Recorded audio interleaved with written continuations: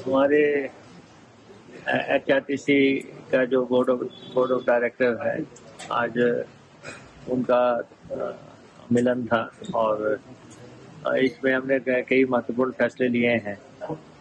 और एक तो हमने लगभग इलेक्ट्रिक बसेस का जो हमारा बजट प्रोविजन है इस साल का, उसके मुताबिक हमने अब बसेस की खरीद करनी है। तो उसके बारे में चर्चा हुई है कि जो इलेक्ट्रिक बसेस जो बिग वे में हमने लेनी है, तो उसमें टाइप 1 बसेस हम खरीदेंगे 327 के आसपास, 327। और उसके बाद हमने 25 वॉल्वो बसेस खरीदने का फैसला किया है। वॉल्वो का सारा फ्लीट बदल रहे हैं, तो इसलिए क्योंकि बार बार लोगों की शिकायतें आती थी कि हिमाचल का वॉल्वो रिलायबल नहीं रहा है, तो इसलिए 25 वॉल्वो बसेस और 50 टेम्पो ट्रैवलर हम खरीदने जा रहे हैं।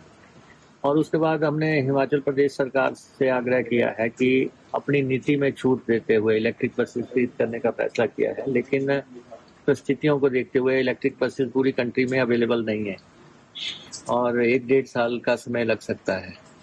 तो हमारे फ्लीट की हालत ठीक नहीं है, तो हमने उनसे कहा कि आप हमें छूट दे के जो है 250 बसेस डीजल की खरीदने की इजाज़त दें और उसके साथ ही 50 टेम्पो ट्रैवलर के भी हमने बात की है। तो 100 करोड़ रुपए के आसपास का पैसा हमने सरकार से मांगा है HRTC का जो फ्लीट बदलने के लिए। और जो ये 25 वॉल्वो बसेस और 50 टेम्पो ट्रैवलर जो दूसरे हैं, ये हम अपने रिसोर्सेज से खरीदेंगे।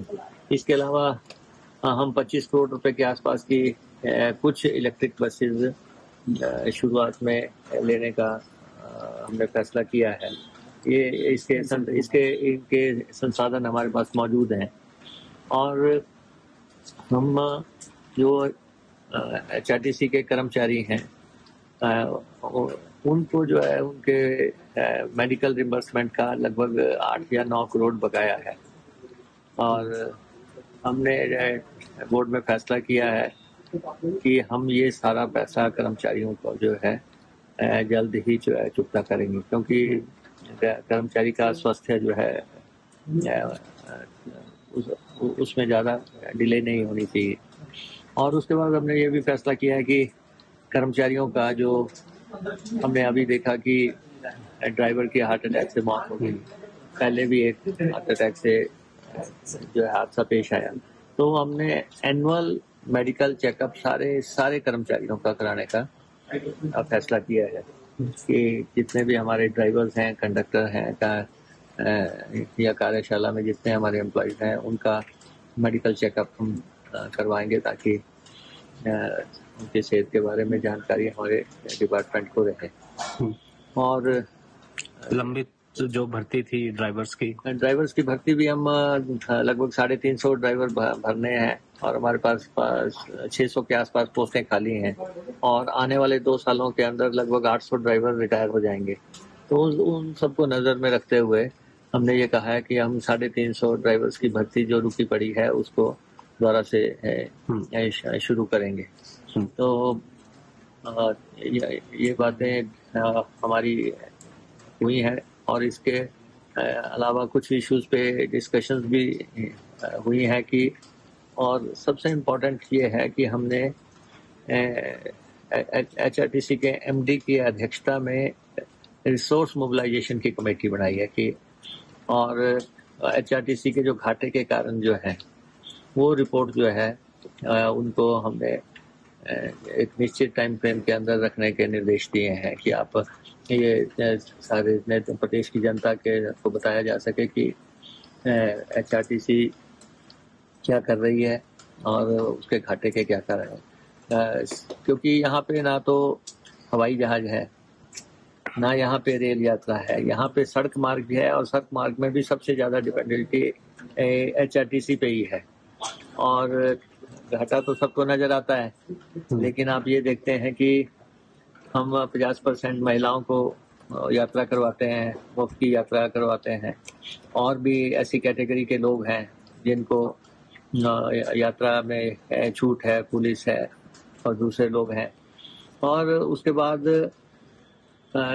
हमारे जो रूट्स हैं, यहाँ कोई बस लेके नहीं जाता, वहाँ हम लेके जाते हैं। यहाँ पे 1-2 यात्री भी हैं और कोई प्राइवेट ऑपरेटर नहीं चलता, वहाँ पे हम जाते हैं। तो इसलिए वो भी एक घाटे का कारण बनता, लेकिन सोशल रिस्पॉन्सिबिलिटी है हमारी, तो हम उसको मीट करते हैं। दूसरा, हर व्यक्ति, हर विधायक या हर राजनेता या ग्रामीण लोग कहते हैं 2 किलोमीटर बस आगे बढ़ा दो, 6 किलोमीटर बढ़ा दो, तो जो बसों के का जो है गंतव्य स्थल बदला जाता है, उससे हर किलोमीटर पे हमें जब लगभग 70 से 80 रुपए का लॉस होता है। अगर किसी ने 10 किलोमीटर भी बस का आना जाना करवा दिया तो हमें जो है 700-800 रुपया जो है एक रूट पे घाटा हो जाता है।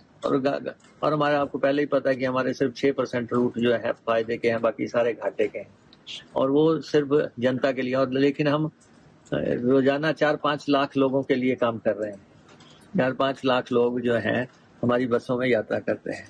तो इसका सिर्फ एक ही दृष्टिकोण, एक तरफा आप नहीं देख सकते कि जी HRTC घाटे में क्यों है।